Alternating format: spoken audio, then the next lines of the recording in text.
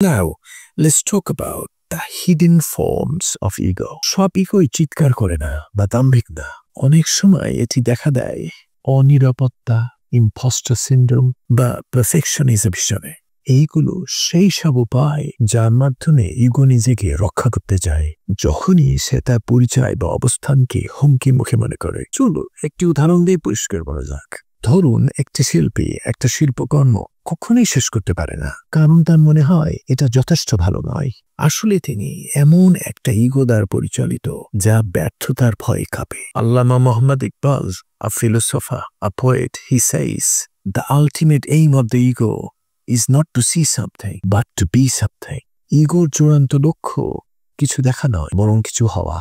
যখন আপনার ইগো আপনাকে না বলতে সাহায্য করে, নিজের সীমানা নির্ধারণ করতে শেখায়, নিজের কাজে গর্ব করতে শেখায়, তখন সেটা সুস্থ ইগো। কিন্তু যখন ইগো আপনাকে সংশোধনের সময় প্রতিরক্ষামূলক করে তোলে, অন্যের সাফল্যে ঈর্ষান্বিত করে তোলে, অথবা মর্যাদা পদমর্যাদা নিয়ে অবসেস করে তোলে, তখন সেটা হয় অসুস্থ ইগো, এক ধ্বংসকারী ইগো।